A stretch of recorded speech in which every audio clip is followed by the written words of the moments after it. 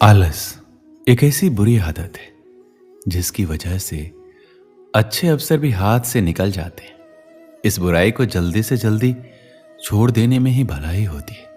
आलस की वजह से बहुत सारे नुकसान हो जाते हैं। बहुत से लोग इतने व्यस्त हैं, उन्हें एक समय खाना सोने का समय नहीं है। वहीं दूसरी तरफ कई लोगों के पास कोई काम धंधा ना होने के कारण आलस से परेशान है। वो अपनी निजी जिंदगी से परेशान होकर किसी भी काम में रुचि नहीं रखते। उन्हें हर समय थकान और नींद आने लगती है, इसलिए वो पूरी तरह सशक्त नहीं होते, जिससे उनको एक सकारात्मक ऊर्जा मिले, जिससे वो भी आगे जिंदगी में कुछ कर सके और जिंदगी सफल बन सके। अगर आपको अपने आलस को भगाना है तो आपके दिमाग को जागरूक होना पड़ेगा। आपको घर के अंदर ना रहने के अलावा बाहर की दुनिया को देखना बहुत जरूरी है।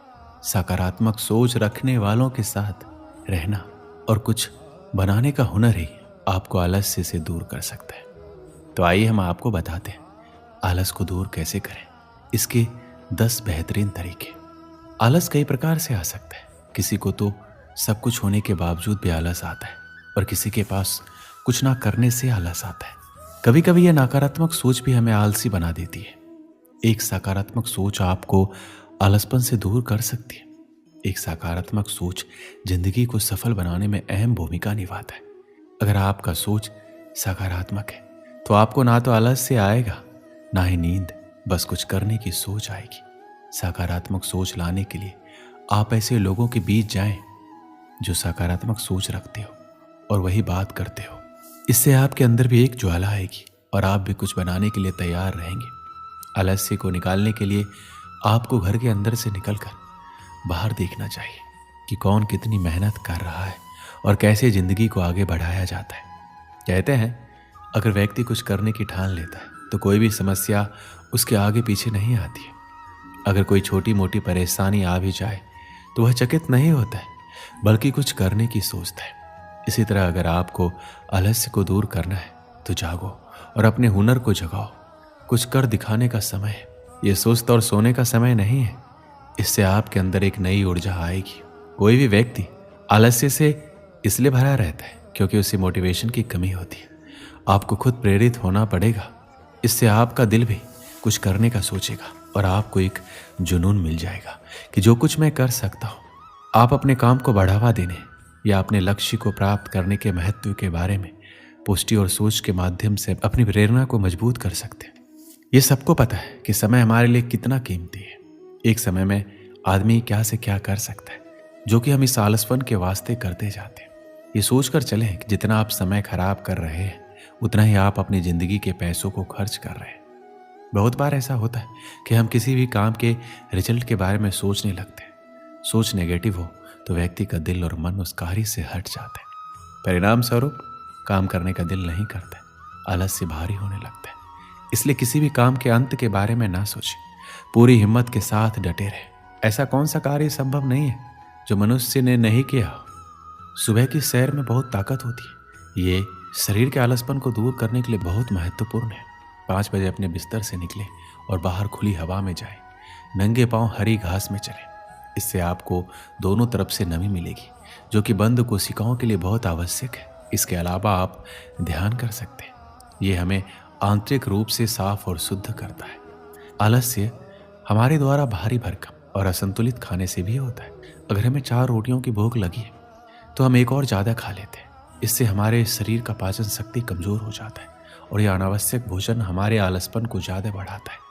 याद रखें, अगर आपको 4 रोटी की भूख है तो आप 3 ही खाएं। ये कहना बिल्कुल भी गलत नहीं होगा कि हमारे आसपास बहुत नकारात्मकता है।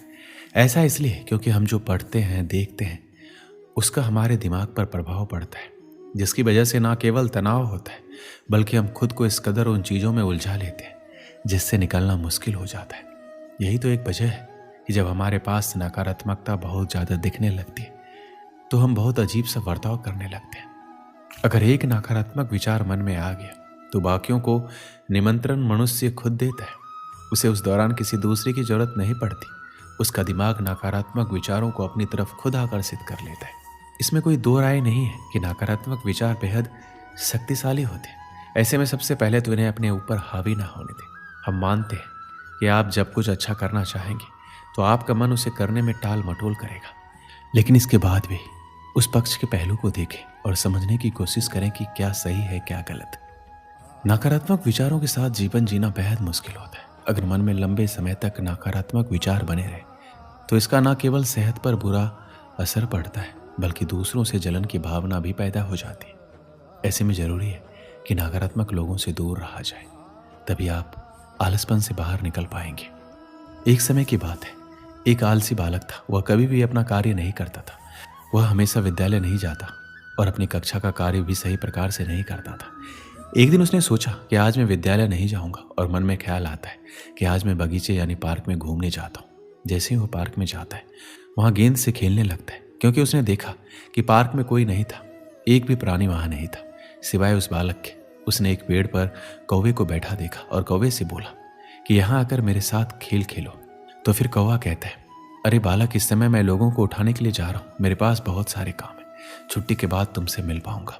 फिर क्या, वो बालक नाराज हो जाता है और बगीचे में कबूतर को देखता है। कबूतर से कहता है, अरे मित्र आओ, मेरे साथ खेल खेलो। कबूतर कहता है, आज मैं भोजन इकट्ठा करने के लिए खेत में जा रहा हूँ, मेरे पास तुम्हारे साथ खेलने का समय नहीं है। बालक नाराज हो जाता है और वहीं पर एक भंवरे को देखता है और भंवरे से कहता है, क्या तुम प्रतिदिन ये फूलों का रस इकट्ठा करते रहते हो? आओ आज मेरे साथ थोड़ा खेल खेलो।